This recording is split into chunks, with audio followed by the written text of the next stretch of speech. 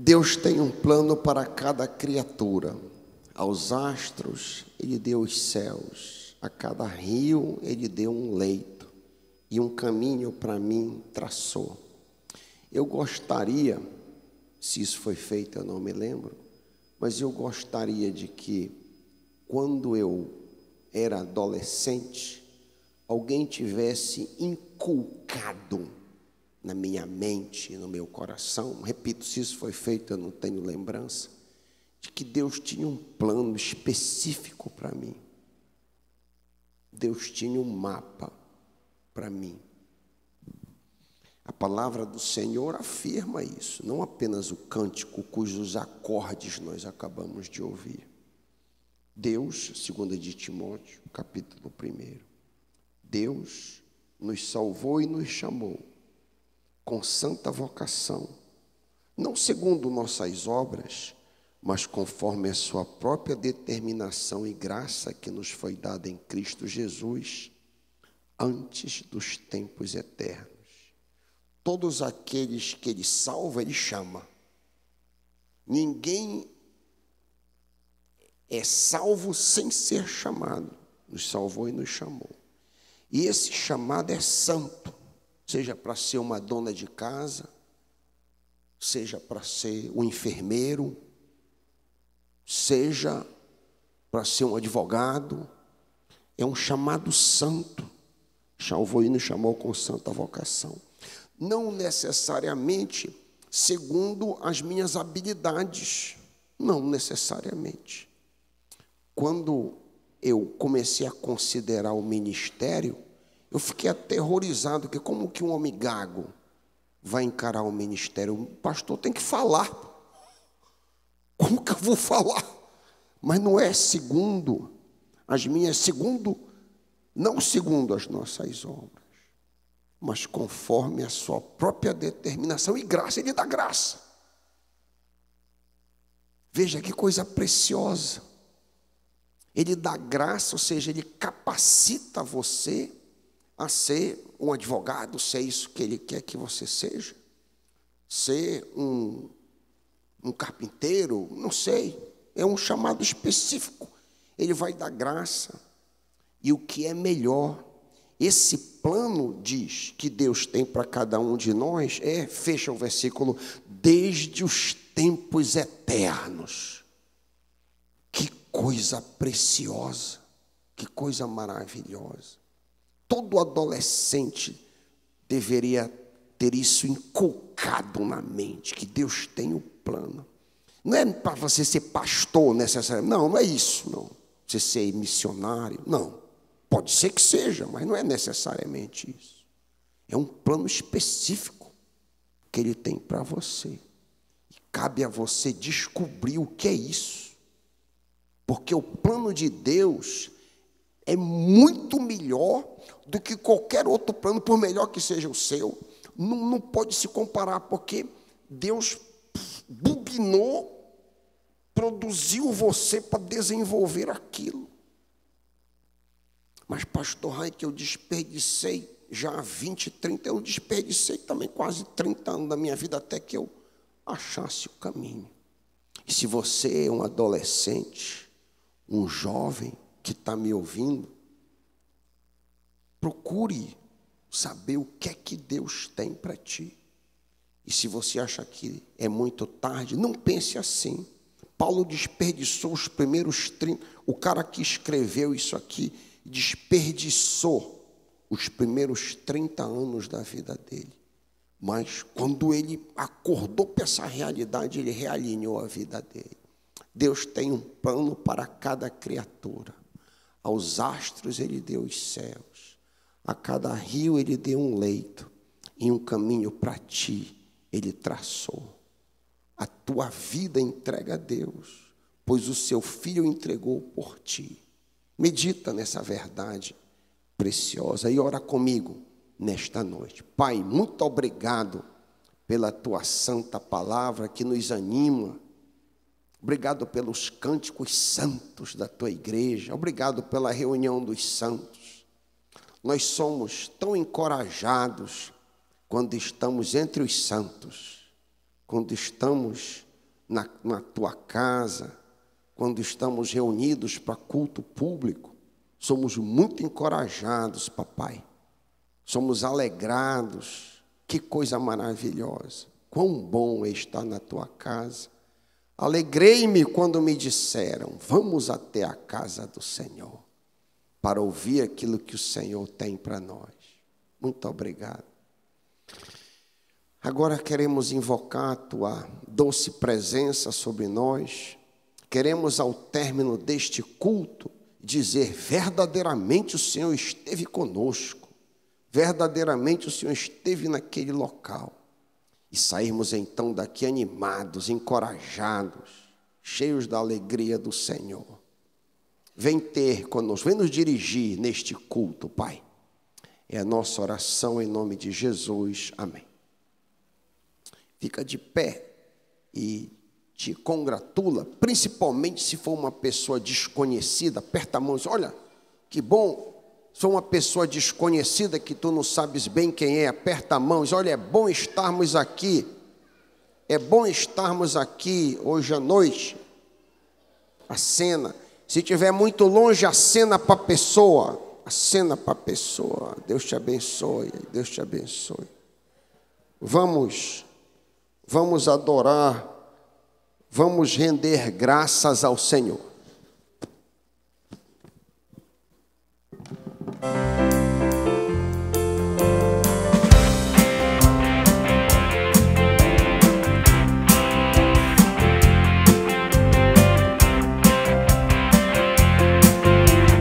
Graças a Deus que nos dá a vitória em Cristo. Ele restaurou a nossa comunhão com Deus, nosso Pai. Glória seja a Deus, pois Ele é o Rei, antes da criação e para sempre será.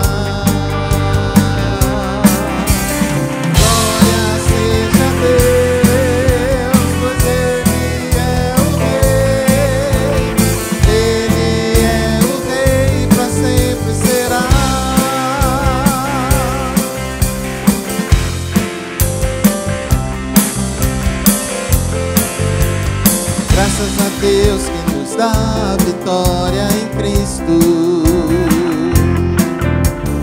Ele restaurou a nossa comunhão com Deus, nosso Pai. Glória seja a Deus, pois Ele é o Rei, antes da criação e para sempre será. Seja Deus, pois Ele é o Rei. Ele é o Rei, para sempre será. Graças a Deus que nos dá a vitória em Cristo. Ele restaurou a nossa comunhão com Deus, nosso Pai.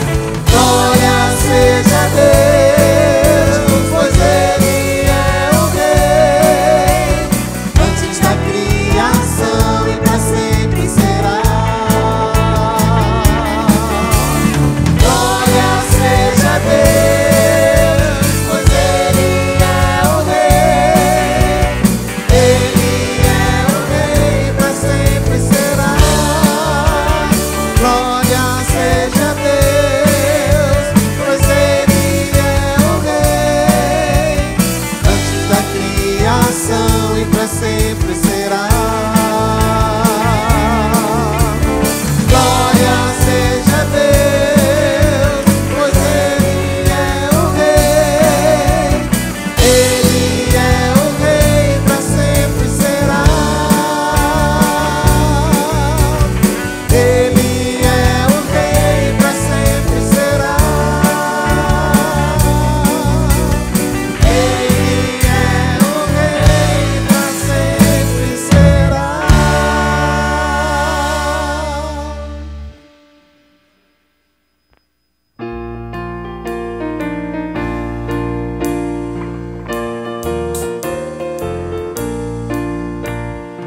firme nas promessas do meu Salvador. Cantarei louvores ao meu Criador, sempre permaneço pelo seu amor, firme nas promessas de Jesus.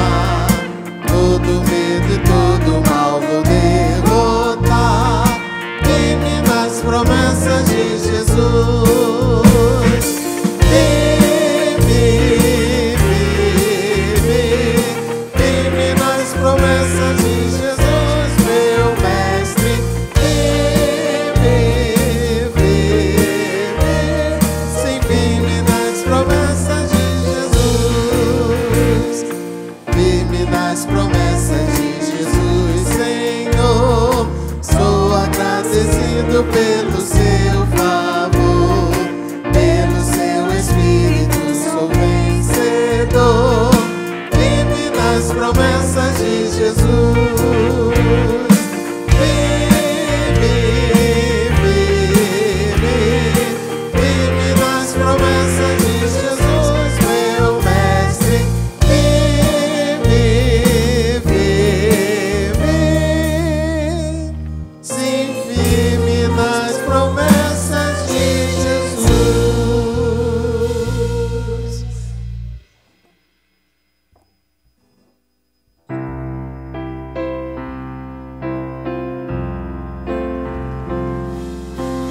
Ao orarmos, Senhor, vem encher-nos com teu amor, pra esquecermos do mundo as pressões e aquecermos os nossos corações. Nossas vidas vem, pois, transformar, e vigor para a alma nos dar, que outros venham de todo lugar, tua graça conosco suplicar.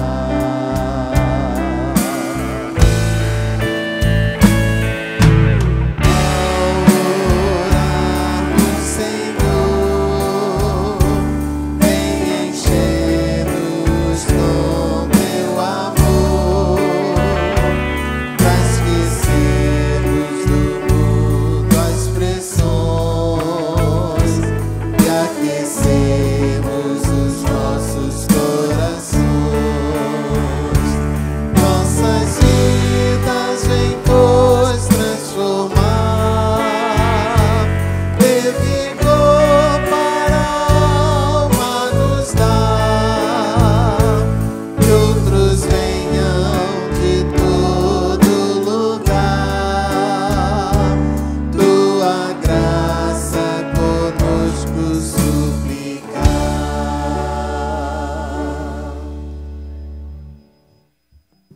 Podeis assentar.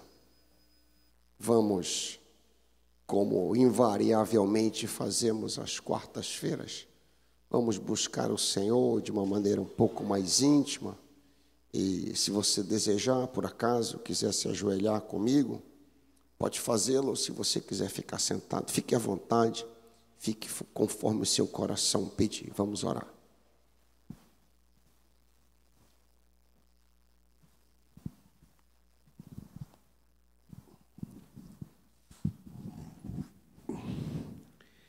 Meu Pai, Pai nosso, Pai precioso, amoroso, porém todo-poderoso, que estás nos céus, santifica o teu nome nas nossas vidas. Pai, nos abre os nossos olhos para enxergarmos a tua santidade, a tua pureza.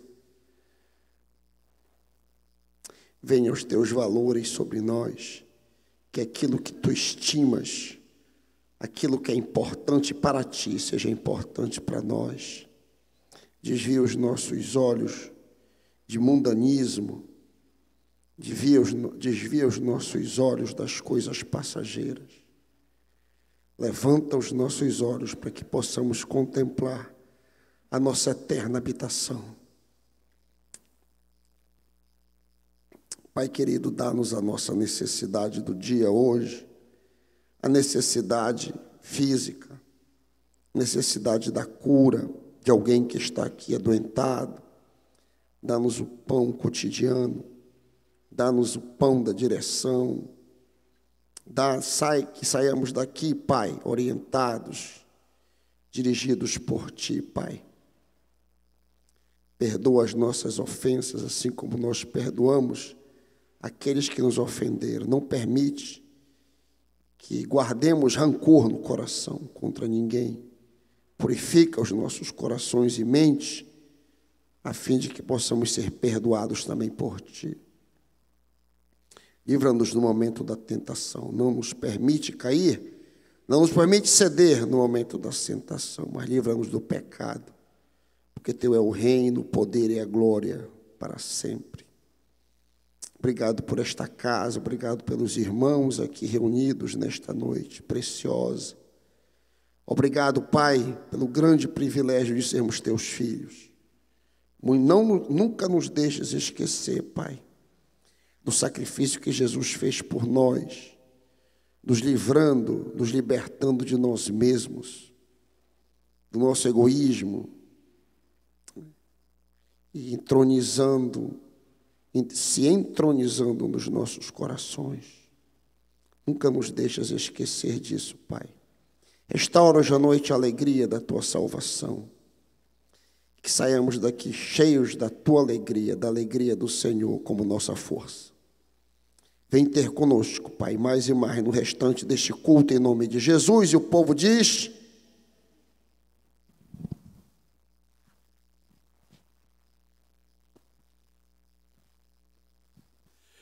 Quantos nesta noite nos dão a alegria da sua visita, primeira, segunda, até a terceira visita? Levanta a mão para a gente se alegrar com você. Alguém nos visita nesta noite? Ninguém nos visita? Muito bem. Nós, como ato de culto, vamos, aqueles que desejam, retornar ao Senhor um pouco daquilo que Ele tem te dado, como um ato de louvor, um ato de adoração ao Senhor, enquanto continuamos a adorá-lo.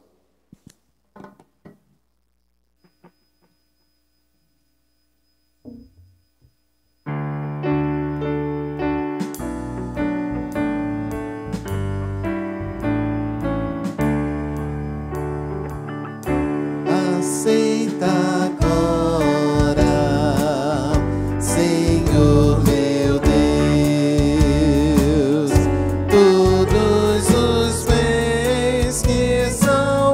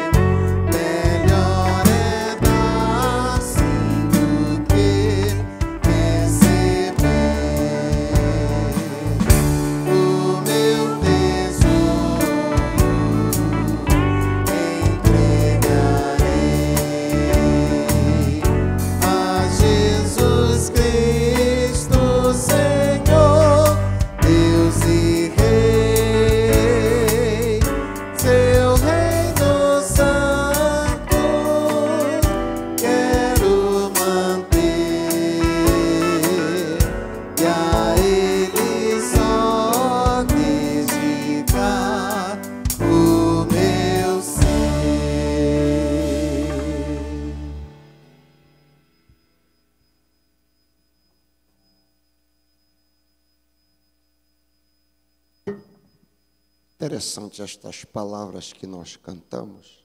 São as únicas palavras de Jesus em Atos dos Apóstolos. Melhor é dar do que receber.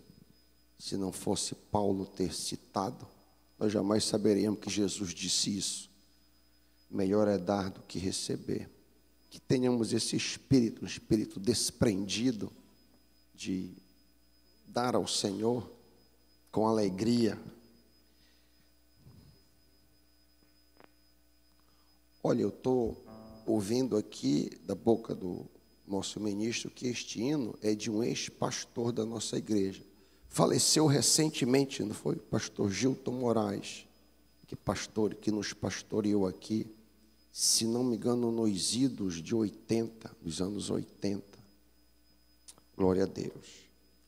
Vamos agradecer ao Senhor pela vida do Brendo. Brendo e Gerlane tiveram uma filhinha, Luana. O Brendo e Gerlane estava em adiantado estado de gestação. Salvo engano, tiveram essa criança, ou foi ontem ou foi hoje. Anteontem, tiveram a Luana. Que maravilha, estão com 3 rebentos agora. Que Deus abençoe essa família preciosa. O nosso diácono José Freitas vai orar por essa família. Que Deus anime o casal, fortaleça o casal. Que eles vejam os frutos ali no Júlia Cefé. O pastor André teve pregando no Júlia Cefé, se eu não me engano, esse domingo à noite, celebrando ceia ali. Foi uma bênção, a comunhão com os irmãos ali. Louvado seja Deus. Vamos orar, também pedir pelo recurso, que tenhamos sabedoria, e pelo pastor Cristal, responsável por ministrar sobre nós hoje. Oremos. Senhor Deus, obrigado, Pai. Obrigado porque o Senhor nos trouxe aqui para prestar culto público, Pai, diante de Ti, que é o Rei dos Reis, que está acima de tudo, Pai. E que nós possamos, Pai, sentir alegria em poder estarmos aqui ou em qualquer outro lugar, Pai, prestando culto ao Senhor, Deus de todas as coisas, Senhor, Deus e Criador.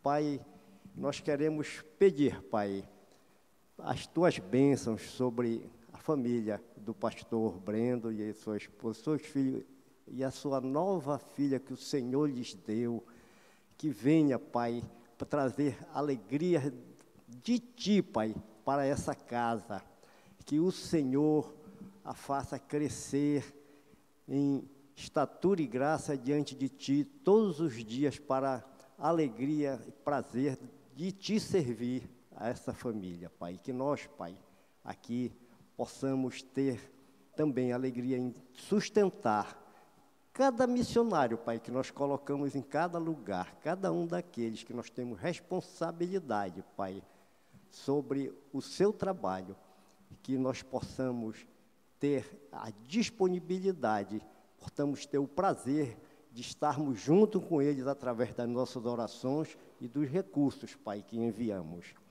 Senhor Deus, obrigado, Pai, por cada um que alegremente depositou aqui nos gasofilácios e nos outros meios digitais, cartão e etc., a sua oferta, o seu dízimo aqui na tua casa, Pai.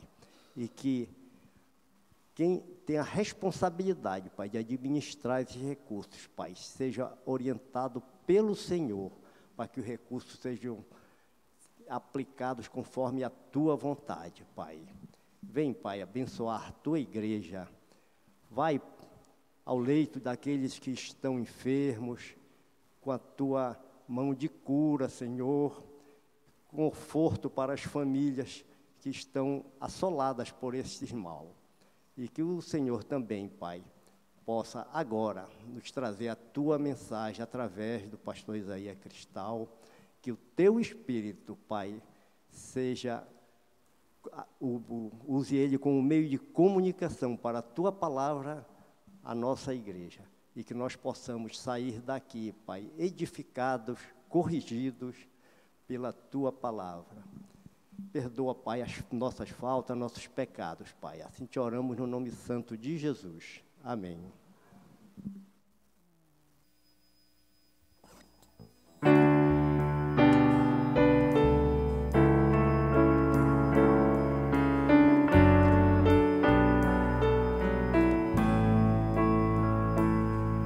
Não existe nada melhor do que ser amigo de Deus, caminhar seguro na luz, desfrutar do seu amor, ter a paz no coração, viver sempre em comunhão e assim perceber a grandeza do poder de Jesus, meu bom pastor.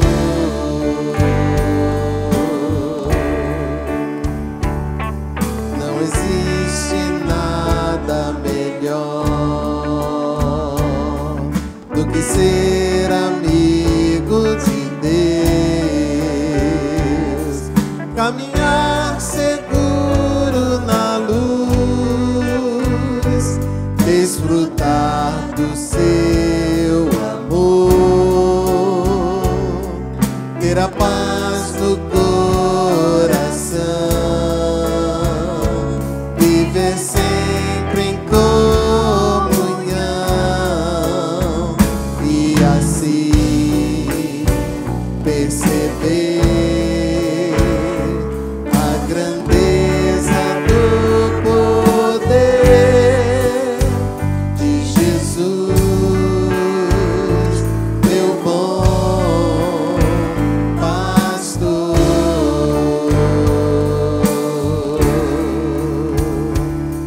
Ter a paz no coração, viver sempre em comunhão e assim perceber a grandeza do poder de Jesus, meu bom pastor.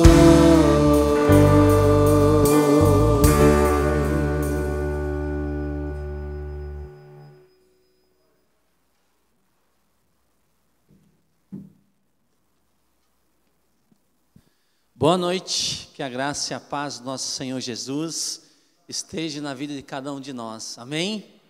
Abra sua Bíblia, por favor, em 1 Tessalonicenses, capítulo 2, versículo 17 e 18. Olha só o tema da mensagem de hoje, hein?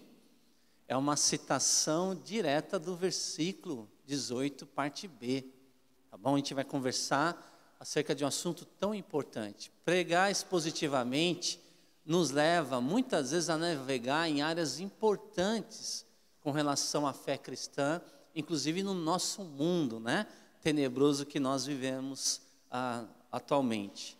Meus irmãos, enquanto você está abrindo em 1 Tessalonicenses capítulo 2, versículos 17 e 18, deixa eu contar uma história para vocês. Há mais ou menos 24 anos atrás, no ano de 2001, eu e a Ana Cláudia, nós éramos missionários batistas lá no norte do Rio Grande do Sul, trabalhando com plantação de igreja. A gente morava numa cidade chamada Getúlio Vargas e ajudávamos com outras cidades, como a cidade de Sertão, Tapejara, a região de Capoeirê, perto de Erechim, e também uma cidade chamada Erebango, com plantação de igreja. Obra missionária, e a gente coordenava esse projeto lá. E eu lembro que, você sabe, como missionário, muitas vezes você tem que investir em novos talentos. E um perfil, tanto meu como a Ana Cláudia na época, era voltado muito com juventude naquela região. E nós treinamos jovens e adolescentes da nossa igreja. E quando chegava no período de férias, e naquela época foi janeiro de 2001, o que nós fazíamos? Muitas e muitas vezes era fazer uma agenda e ir em algumas cidades promovendo escola bíblica de férias. Já ouviu falar de EBF? Escola Bíblica de Férias. E eu lembro que no mês de janeiro daquele ano 2001, a gente foi para a cidade de Erebango, que era uma cidade próxima onde a gente estava residindo, Getúlio Vargas. Nós treinamos nossos jovens, nossos adolescentes e fomos para aquela cidade. Conseguimos uma escola pública, uma escola bem estruturada, com pátio, né? Com uma estrutura assim funcional para a gente fazer essa escola bíblica de férias. E no primeiro dia, a gente já tinha divulgado, na verdade, os dias anteriores, e no primeiro dia lotou de criança. Um número absurdo de crianças, muito mais do que a gente imaginava. E fizemos aquele primeiro dia de EBF com o objetivo de pregar o Evangelho. E aí o que aconteceu? Nós saímos de lá muito contentes e voltamos, cada um para a sua, né, voltamos com os jovens, nós estávamos aqui 3, 4 carros, voltamos para a nossa cidade de Getúlio Vargas, coisa de meia hora, talvez, de carro. E aí, vamos continuar, porque a IBF tem mais ou menos 4 dias. No segundo dia, aconteceram algumas intercorrências, a gente se atrasou, todos se atrasamos naquele dia.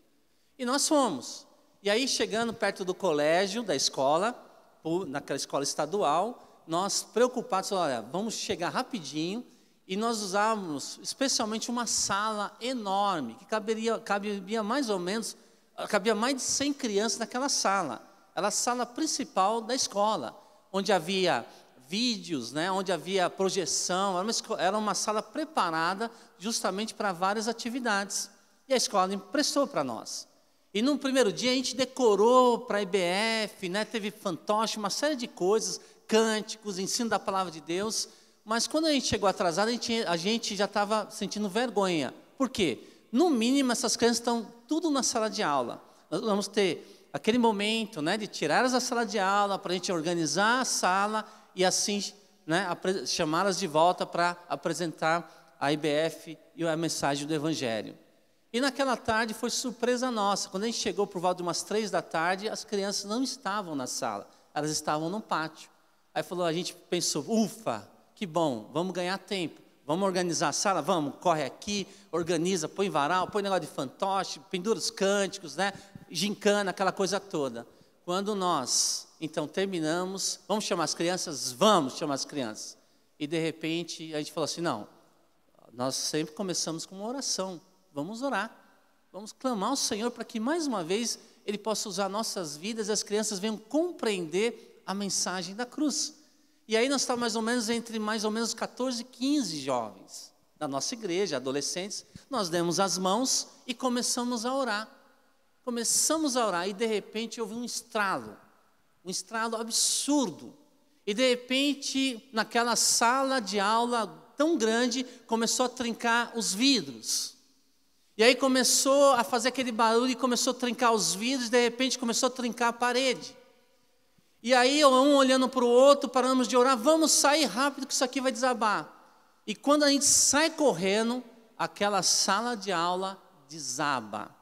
A tal ponto que fez um barulho tão absurdo, que a cidade de Erebango, muitos escutaram e correram para aquela escola achando que tinha acontecido uma tragédia. Apareceu a brigada, que é a polícia militar, chamada no Rio Grande do Sul, apareceu o corpo de bombeiro, né? Armários apoiados naqueles grandes armários de madeira bruta, apoiados nas paredes, foi tudo para o chão, caiu tudo, perca total. E nós, naquele momento, começamos a chorar, porque se tivesse criança naquela sala de aula, e havia mais de 100 crianças participando da EBF, nós teríamos visto uma tragédia. Naquele dia nós entendemos que às vezes existe uma batalha, uma guerra, algumas lutas que às vezes a gente não consegue enxergar. Inclusive quando nós, né, é tão interessante porque Deus tem um controle da história. Apareceu a RBS, que é a Globo, no Rio Grande do Sul, foram fazer entrevista, mas o que aconteceu aqui? E a diretora do colégio falou assim, olha, aconteceu um grande livramento que de fato aconteceu uma tragédia. Mas o que estava acontecendo? É período de férias? Não, estava acontecendo uma EBF. O que é EBF? A repórter perguntando, o que é EBF? A EBF é a Escola Bíblica de Férias. E ela falou o que acontecia na Escola Bíblica de Férias.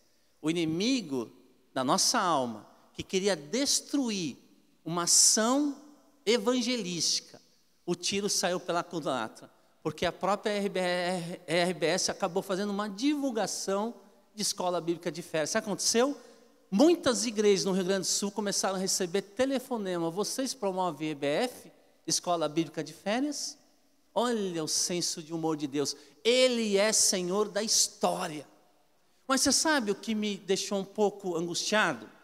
Naquela época, alguns cristãos céticos alegaram que foi uma casualidade que aconteceu.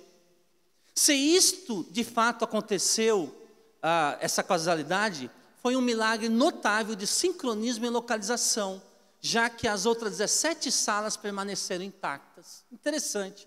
Justamente no sincronismo, no momento que ia começar a IBF, acontece aquele terremoto localizado. E justamente aonde, naquele momento e naquele local, naquela sala que nós estamos usando para promover o Evangelho de Jesus Cristo.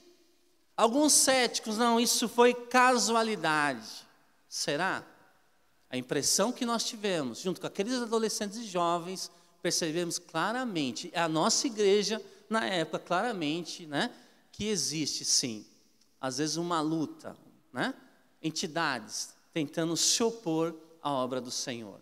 E parece que nós estamos, de fato, alinhados com aquilo que se encontra no Novo Testamento. Vamos ler, irmãos, o texto aqui, de 1 Tessalonicenses, capítulo 2, versículo 17, onde, mais uma vez, o coração pastoral do apóstolo Paulo e da sua equipe missionária revela esse amor que eles tinham para aqueles irmãos. Nessa passagem, vemos um profundo anseio de Paulo pela comunhão com os irmãos de Tessalônica, assim como um reconhecimento de uma oposição espiritual autêntica que impossibilitava esse reencontro entre os irmãos. Vamos ler o texto da palavra do Senhor. Diz assim: nós, porém, irmãos, privados da companhia de vocês por breve tempo, em pessoa, mas não no coração, esforçamo-nos ainda mais para vê-los pessoalmente, pela saudade que temos de vocês. Versículo 18, quisemos visitá-los. Eu mesmo, Paulo, o quis, e não apenas uma vez, mas 2. Satanás, porém, nos impediu.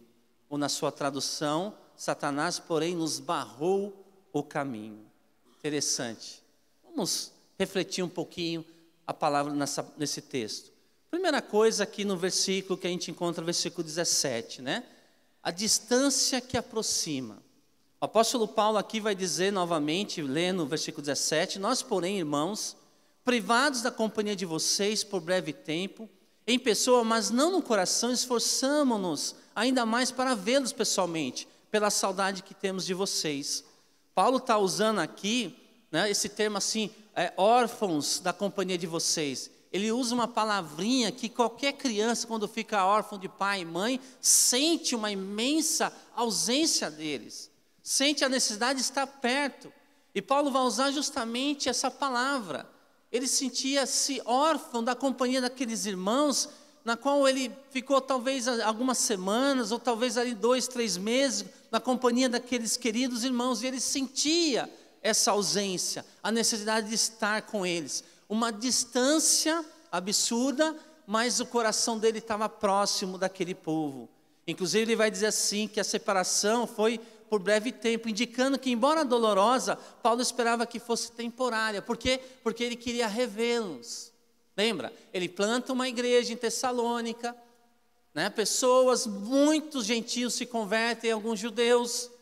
Há uma perseguição intensa, ele sai de lá correndo, vai para Bereia, ele prega o evangelho em Bereia, começa outra perseguição em Bereia, ele sai de Bereia, vai para Atenas e possivelmente Atenas, depois de Atenas ele vai para Corinto, ou em Atenas e Corinto ele tenta voltar. Por quê? Porque ele está com saudade. Ele está com saudade e ele vai dizer o seguinte, em companhia de vocês por breve tempo, em pessoa, mas não no coração. Ele entende que, apesar dessa distância, face a face não consegue enxergar eles, mas o seu coração pulsa para ter comunhão e rever aqueles queridos irmãos que se encontram naquela região. A distância física não diminuiu o amor, a preocupação e a conexão espiritual que ele sentia por eles. O vínculo afetivo de Paulo permaneceu o quê? Inabalado. Por isso que ele se organiza. E nós vamos ver que essa era uma característica do ministério do apóstolo Paulo. Em 2 Coríntios capítulo 2, 4, ele vai dizer mais ou menos algo parecido. Porque em muita tribulação e angústia de coração vos escrevi com muitas lágrimas. Era uma pessoa altamente intelectual, mas tinha um coração quebrantado. A sua emoção também era direcionada para a vida daqueles irmãos, exemplo de Corinto, como os irmãos de Tessalônica. Paulo escrevendo também para Filipenses 1,8, ele diz o seguinte, Filipenses 1,8, pois Deus é minha testemunha da saudade que tenho de todos vós. Então você percebe essa característica, esse carinho, esse amor, que não era uma falsidade. São muitos versículos nas epístolas de Paulo onde ele compartilha isso, que ele deseja esse relacionamento próximo daqueles irmãos e de outros irmãos. Ele quer ser um rosto conhecido, mas ele também quer conhecer mais e mais pessoas. Então, irmãos, nós como igreja devemos reconhecer que sentir saudade de irmãos é a expressão legítima de amor cristão. Como igreja, precisamos valorizar os encontros, cada reunião é resposta ao anseio profundo de comunhão. O amor genuíno não se contenta com a distância, mas se esforça com desejo ardente para buscar a comunhão e a presença física dos nossos irmãos. É uma característica. Na verdade, a razão de existir da igreja são 5. É adoração, é evangelismo, é discipulado, é comunhão e por último é serviço, dons espirituais. Comunhão faz parte. Não dá para ser cristãos, nos cumprimentarmos apenas como boa noite, boa tarde e sairmos da igreja sem envolvimento, sem se deixar conhecer e também conhecer outras pessoas. Essa era a característica do apóstolo Paulo. E eu lembro, irmãos, poucos anos atrás, você vai lembrar disso, o período da Covid, né? Lockdown, quarentena, distanciamento social, que terrível foi aquele momento. Tentávamos de uma forma ou de outra ter às vezes culto virtual para tentar, né, diminuir a distância, mas como é importante esse vínculo, esse relacionamento uns com os outros. E o apóstolo Paulo ele deixava isso bem claro, essa distância que na verdade aproximava ele, talvez não de vista, mas com coração sim. Por isso que ele orava e buscava a Deus, para que Deus fortalecesse esses cristãos num vínculo do amor e da paz uns com os outros. E aí ele vai entrar no versículo, né, que praticamente é a base do sermão de hoje. Olha só, lá para o versículo 18, a realidade da oposição espiritual no versículo 18. Aí ele vai dizer o seguinte, por isso quisemos ir até vós. Ele vai dizer assim, não foi apenas de fachada, eu não falei por falar não, eu me organizei, foi feito um planejamento, e olha, não foi uma vez, foram 2 vezes, e ele vai dizer o porquê ele acabou não revendo os irmãos ali de Tessalônica, quando ele escreve essa carta, ele diz assim, por isso quisemos ir até vós, eu, Paulo, não somente uma vez, mas 2, Satanás, porém, nos impediu. Olha só, né? Satanás, porém, nos impediu, ou na revista atualizada, nos barrou o caminho. Cada vez que tentavam voltar, eram impedidos. Seus esforços para retornar foram tão grandes, e os obstáculos colocados contra eles tão severos, que a única explicação era reconhecer o envolvimento direto de atividades satânicas por trás dessa situação. O verbo aqui na sua Bíblia impediu, ou nos barrou o caminho, esse verbo aqui, né, impediu, é uma metáfora militar para bloquear, fazer trincheira. Ele está dizendo que justamente o inimigo da alma, da nossa alma, Satanás, ele fez trincheira, ele impediu, criando um bloqueio, claramente ele usa esse termo, para impedir, né, que ele pudesse chegar em Tessalônica. Então ele usa uma metáfora, uma expressão usada num ambiente militar. Com isso, Paulo está usando uma linguagem de guerra espiritual para destacar as sérias dificuldades levantadas contra ele. Não somos informados sobre quais obstáculos específicos eram esses. Apenas que Satanás estava por trás dessas investidas contra o ministério do apóstolo Paulo. Ele é claro aqui. Ele é claro. Inclusive, os estudiosos sugerem 4 possibilidades, né? Que história é essa que Satanás, porém, nos barrou o caminho? Satanás, porém, nos impediu de chegarmos até a cidade de Tessalônica. O que está por trás? O que significa isso, afinal de contas? Nós vamos ver daqui a pouco, mas antes disso, eu vou pedir que o Heber pudesse projetar uma imagem aqui. Pode ser, Heber, a primeira imagem? São 2. Ele vai projetar a primeira, tá?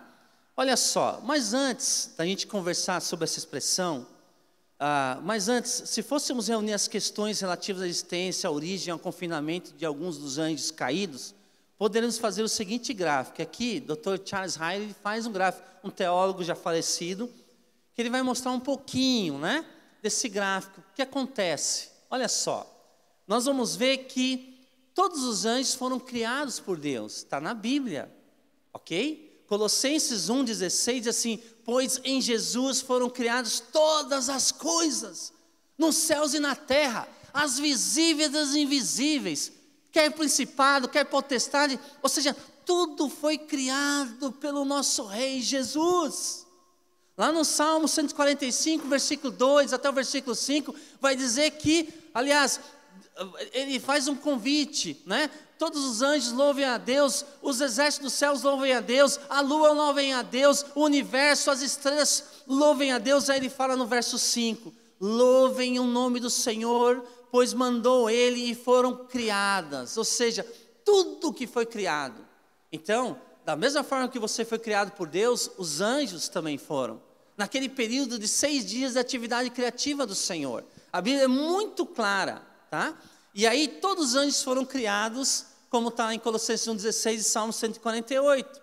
E aí nós entramos aí a questão dos anjos. Anjos, a Bíblia mostra que nós temos os anjos, né, chamado anjos eleitos. Lembra aquela rebelião de Lúcifer, ok? Que é relatado lá em Isaías 14, Ezequiel 28. Se rebelou contra Deus e arrastou 1/3 dos demais anjos, mas 1/3 se rebelaram contra Deus, os demais não. Que são chamados, esses demais são chamados de anjos eleitos do Senhor. São os querubins, os serafins, o anjo Gabriel, o arcanjo Miguel, anjos eleitos, na qual não se deixaram contaminar pelo pecado. Mas nós temos o que? Uma leva de anjos que se rebelaram com Satanás. Anjos, né, que foram amotinados juntamente com Satanás. Você vai ver isso em Mateus 25, 41, em Lucas 10, 18, que Jesus fala assim: eu vi ele caindo dos céus, uma referência também de Isaías 14, Jesus usa essa referência. Você vai ver em Apocalipse 12, versículo 4, né, e também Isaías 14, Ezequiel 28, ou seja, né, atividade desses anjos decaídos, anjos malignos, né, chamado de Satanás e os demônios. Aliás, em Ezequiel 14, uma profecia de Deus contra a Babilônia, contra o rei da Babilônia, mas é uma referência que vai além de um personagem humano. Quando você lê o texto, você percebe que é uma referência direta, que por trás desse rei da Babilônia havia uma entidade, e essa entidade tem nome: Satanás. Você vai ver também a profecia do Senhor em Ezequiel 28, direcionado a quem? Ao rei de Tiro. E aí é uma profecia que vai além de uma figura humana, não cabe numa figura humana. E aí não tem como, os melhores teólogos concordam que é uma referência também a uma personagem sobre-humano, e só pode estar falando do príncipe das trevas. Então nós vamos ver isso. E aí o que acontece? Anjos rebelados com Satanás, né? E aí você vai ver demônios livres e ativos, né? Está lá nas Escrituras, Efésios capítulo 6, versículo 12, vai dizer que pois a nossa luta não é contra seres humanos, mas contra os poderes e autoridades, contra os dominadores desse mundo de trevas, contra as forças espirituais do mal nas regiões celestiais. Está lá no texto da palavra de Deus. Nós temos o que? Entidades malignas soltas. mas nós também temos demônios confinados. E desses demônios confinados, nós temos confinados temporariamente, como diz lá em Apocalipse 9, de 1 a 15. E nós temos também demônios confinados permanentemente. Ou seja, a índole é tão maligna que eles estão presos já. E só vão sair para o lago diretamente para condenação no lago de fogo. Olha o que diz 2 de Pedro 2,4. Abra lá 2 de Pedro 2,4 na sua Bíblia. Diz assim: ora, se Deus não poupou anjos quando pecaram, antes, precipitando-os no inferno, os entregou a abismos de trevas, reservando-os para juízo, estão presos, esperando o quê? O julgamento final. Judas, capítulo 1, só tem um capítulo, Judas, né? Versículo 6, diz assim: e há anjos, os que não guardaram o seu estado original, mas abandonaram o seu próprio domicílio, eles têm guardado sob trevas, em algemas eternas para o juízo do grande dia. Então você vai ver um pouquinho desse gráfico, ok? Então, no final, você vai ver ali, ó, todos os anjos todos os anjos amotinados serão lançados no lago de fogo, né? Satanás, seus demônios, todos eles, está lá em Apocalipse 20, versículo 10, né? E você vai ver isso também, a fala de Jesus nos evangelhos, tá bom? Aliás, Apocalipse 12, versículo 12, diz assim que ele sabe que resta pouco tempo, por isso que ele, né, é uma fúria incontrolável, né, o tempo todo se levantando contra a igreja, controlando nações, povos, governantes e assim por diante, mas o seu tempo é breve. Aqui está um pouquinho do resumo do que nós estamos falando. E aí o que acontece, irmãos? Nós vamos então para o final da parte B do versículo 18. Heber, pode colocar a segunda imagem, por favor? Um pequeno resumo. Satanás, porém, nos impediu. Satanás, porém, nos barrou o caminho. Então, existem 4 possibilidades relacionadas à interpretação desse versículo. Uma pesquisa um pouco ampla, com comentaristas sérios da palavra de Deus. Então, eles colocam 4 sugestões. O que seria isso, Paulo? Você quis ir para Tessalônica, você é um apóstolo, você é um homem de Deus, você é uma pessoa que, né, busca uma vida de santidade, e você está dizendo que o inimigo barrou a sua ida, não foi uma, mas 2 vezes. O que isso significa, Paulo? Ele vai dizer, primeira interpretação, né, na sua coluna tem a interpretação, depois tem a descrição da interpretação, e aí a implicação dessa interpretação. Então, primeira, Satanás agindo através de agentes humanos. Olha só a descrição disso. Satanás influenciou indivíduos para perseguirem quem? O apóstolo Paulo. Você vai ver a sua jornada constante do quê? De perseguição. Ele vai para Antioquia de Pisídia, ele é perseguido. Ele vai para Icônio, tem que sair correndo. Ele vai para Filipe, repreende uma jovem possessa por um espírito adivinhador e com isso, né, barra o lucro dos seus donos, daqueles que usavam e abusavam daquela moça refém de Satanás. Ele tem que sair de Filipe. Ele vai para Tessalônica. Você vai ver o tempo todo o apóstolo Paulo o quê? Sendo perseguido. E a gente vai ver nas escrituras que Satanás ele usa indivíduos. A Bíblia diz que ele manipula governos, nações, imperadores. Aliás, como comentei, Isaías 14, o rei da Babilônia é uma marionete na mão do super traíra, como também o rei de Tiro, lá em Ezequiel 28. Claro que essas entidades, né, não são soberanas, não são poderosas, em último caso não são mais poderosas do que o Senhor e assim por diante. Mas nós vamos ver que essa é uma interpretação aqui, de que pode ser agindo através de agentes humanos. Quando o apóstolo Paulo escreve uma das suas últimas cartas, 2 Coríntios capítulo 11, 23, ele vai dizer quantas vezes ele sofreu perseguição dos gentios, dos seus compatriotas, quantas vezes ele apanhou, passou fome e sede, foi preso injustamente, tudo em nome do Evangelho. Ele vai dizer isso, ele faz essa descrição. E qual a implicação aqui? Destaca a maneira como forças espirituais podem operar através de ações humanas para alcançar seus objetivos. Essa é a característica do inimigo da nossa alma. Uma segunda possibilidade seria obstáculos circunstanciais influenciados por Satanás. Ou seja, a descrição disso: Satanás infligiu dificuldades práticas na viagem, dificultando o acesso, questão de saúde, conflitos entre outras igrejas.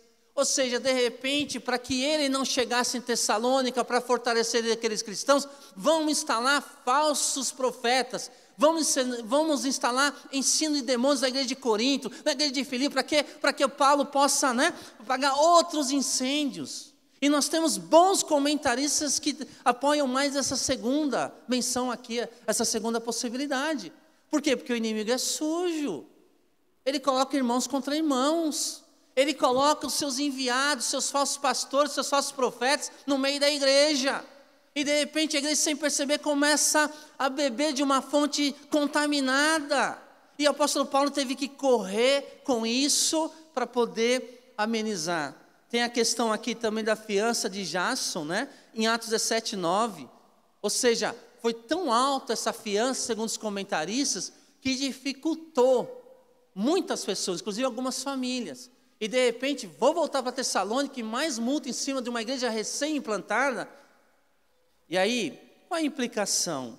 Integra experiências naturais e sobrenaturais, como a ocorrência de distúrbios em outras igrejas, instigadas por Satanás, onde é exigido a presença do apóstolo Paulo o mais rápido possível. Tem uma terceira interpretação aqui, possibilidade: impedimentos pessoais atribuídos a Satanás.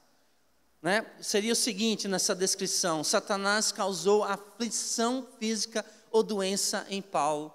Lembra que em 2 Coríntios capítulo 12, verso 7, Paulo tem revelações inacreditáveis, ele sobe ao terceiro céu. E para que ele não se orgulhasse, Deus colocou em Paulo um espinho na carne, que é chamado o quê? Mensageiro de Satanás. Alguns dizem assim que era uma doença. A maioria dos estudiosos dizem assim, que Deus colocou no apóstolo Paulo uma doença grave, para mantê-lo o quê? Humilde. E 3 vezes o apóstolo Paulo orou: Senhor, me cura, Senhor, tem misericórdia de mim. E Deus vai dizer para o apóstolo Paulo: Paulo, a minha graça te basta. Por quê?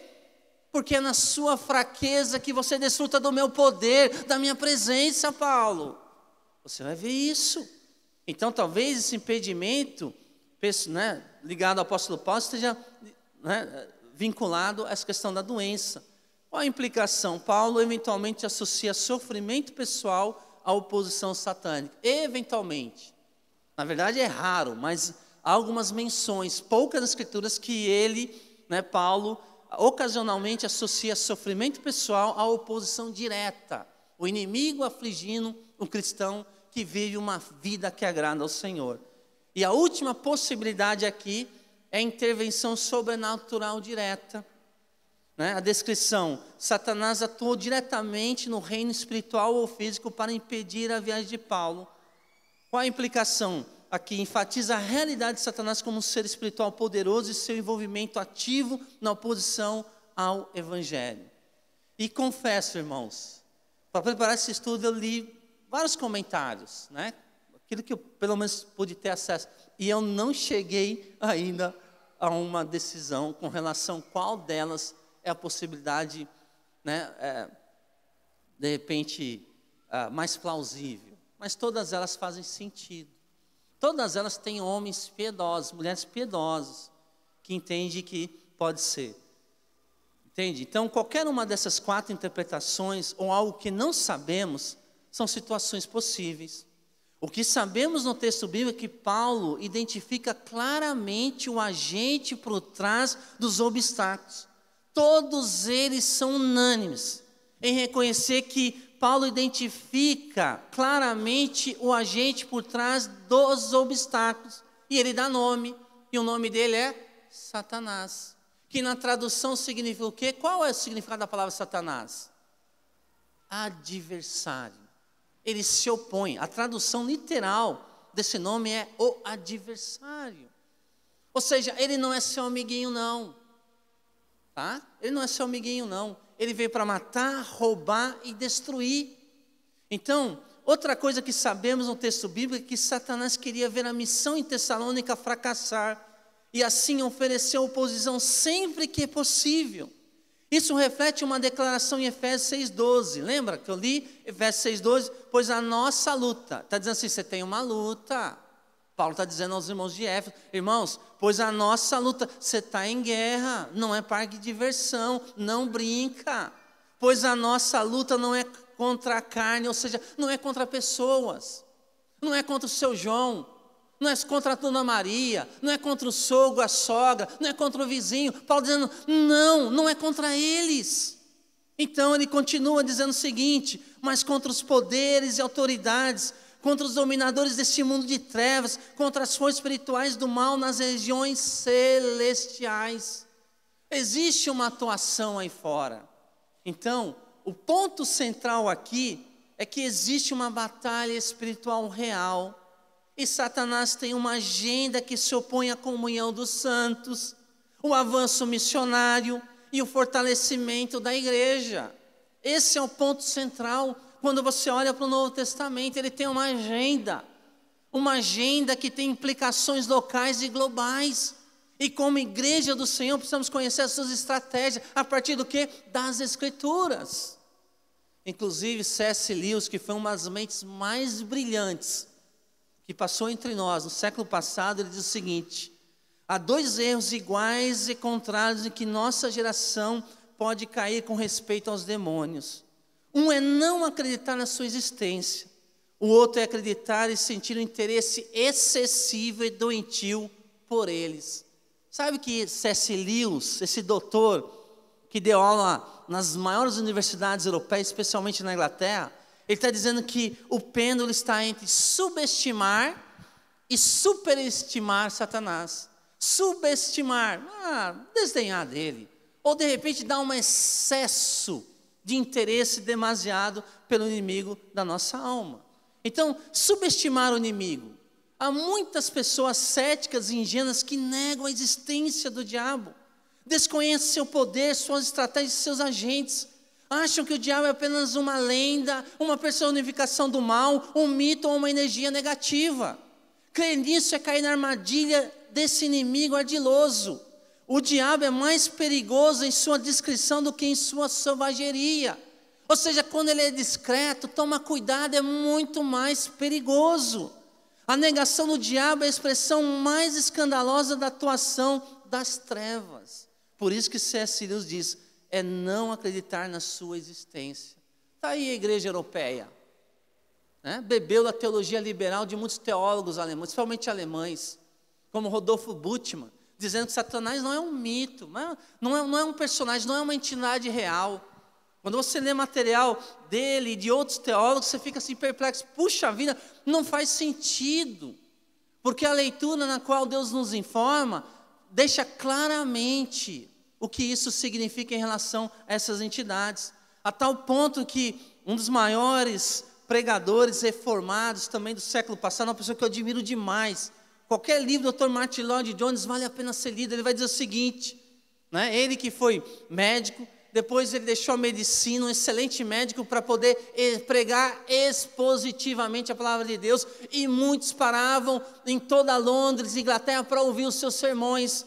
Ele diz o seguinte, estou certo de que uma das principais causas das más condições da igreja de hoje é o fato de que o diabo está sendo esquecido, tudo é atribuído a nós mesmos, todos nós temos chegado a ser por demais psicológico em nossas atitudes e em nossos pensamentos. Ignoramos esse grande fato objetivo, a existência do diabo, o adversário, o acusador com seus dardos inflamados. Se Jesus, nosso Senhor, acreditava neles e falava deles, por que ficaremos nós envergonhados de neles crer? Olha a colocação de um reformado, de um pastor, com uma mente teológica tão refinada, entendendo que no período, fazendo uma leitura da sua geração, ele percebe esse ceticismo tomando conta da igreja na Europa, subestimando o inimigo da nossa alma. Então, como diz John MacArthur, Satanás continua seus esforços para tornar o pecado menos ofensivo, o céu menos atraente, o inferno menos horrível e o evangelho menos urgente. Percebe? Essa indiferença. John MacArthur está falando da indiferença. Indiferença. Por outro lado, nós temos o quê? Nós temos pessoas que subestimam o inimigo, mas também temos pessoas que superestimam demais o maligno. Aqueles que dedicam mais atenção no diabo do que em Deus. Falam tanto do poder, das armas e das estratégias dele, que desprezam o poder e a presença de Deus. Fazem do diabo o protagonista de quase todas as ações. Uma coceira na pele que a pessoa sente, facilmente resolvida por uma pomada, atribui-se ao poder de Satanás. O pneu do carro que fura no trânsito é a artimanha do maligno. Aqueles que deixam se levar nessa direção transferem para o diabo toda a responsabilidade pessoal. A pessoa já não é mais culpada e nem precisa de arrependimento. Ela é apenas uma vítima. Esse tipo de interpretação está em desacordo com as Escrituras. Está longe. Né? Então, citando aqui novamente John MacArthur, ele vai dizer o seguinte: o pecado hoje em dia se chama demônio, em muitos movimentos evangélicos. O pecado hoje em dia se chama demônio. É por isso que a gente acredita que precisa de libertação e não de arrependimento. Né? Então é mais fácil ir num culto de descarrego em determinada igreja. Qual é o seu problema? Eu tenho um encosto. Então vem aqui, longe das Escrituras. Muito longe das Escrituras. Né? Daí, essa questão aí de entidades, é demônio da luxúria, não, o fulano de tal tem o demônio do adultério. Não tem demônio do adultério. A Bíblia não chama de demônio do adultério, chama de obras da carne. O adultério, a fofoca, a ira, a falta de perdão. Isso não é nome de entidade, isso aqui é obra da carne. E muitas igrejas ensinam de uma forma totalmente errada. Então, irmãos, é mais fácil achar que tudo é demônio, pois o demônio você expulsa, mas o caráter você precisa tratar. Precisa voltar para a cruz, precisa se arrepender, precisa confessar os pecados. Você precisa, a igreja brasileira precisa neutralizar isso, se arrependendo. E essa é a proposta justamente do quê? Do Evangelho. E Paulo percebeu isso em vários textos das Escrituras. Ele percebe. E ele vai mostrar isso. Então, irmãos, claro, né, esse sermão espero que não seja um peso para você. Até porque Colossenses de 1 a 13 vai dizer assim que Deus nos libertou do império das trevas e nos transportou para o reino do Filho do seu amado. Ok? Nós estamos agora em reinos diferentes. Você que tem a marca do Cordeiro pode sair daqui seguro de que maior é o que está em você do que aquele que está no mundo. Você pode ter essa certeza. Amém? Amém. Irmãos, deu meu tempo. Nós vamos ter a parte B, tá bom? Parte 2 ainda desse texto de 1 Tessalonicenses capítulo 2, especialmente 18b. Amém? Que Deus nos renove dia a dia. Que possamos sempre sair na autoridade que vem desse Deus na qual servimos.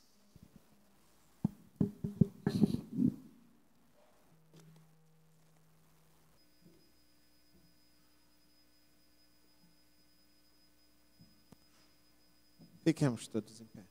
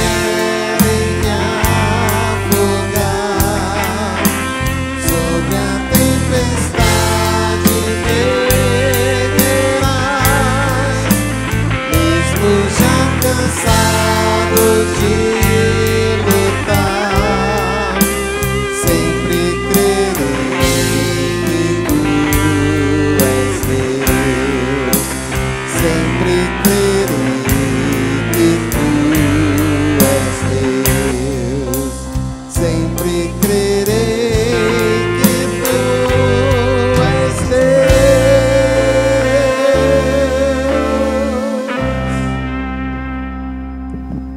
Amém. Com Cristo somos mais que vencedores. Não temos que temer nada neste mundo espiritual. O Senhor é conosco.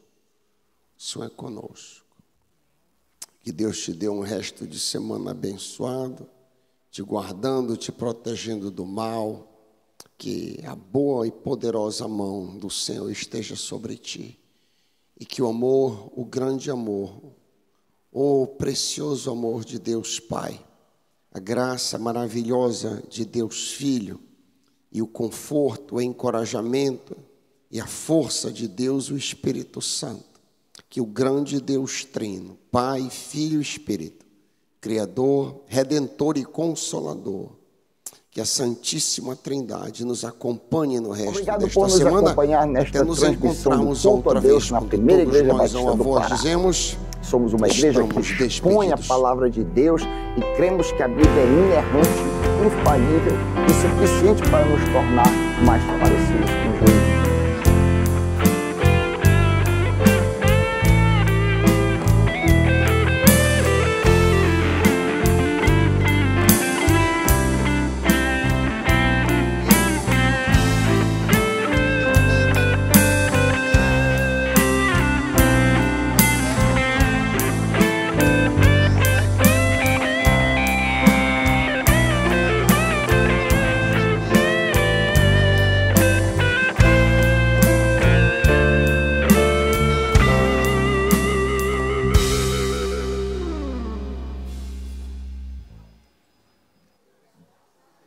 Querido, que bom te rever, querido.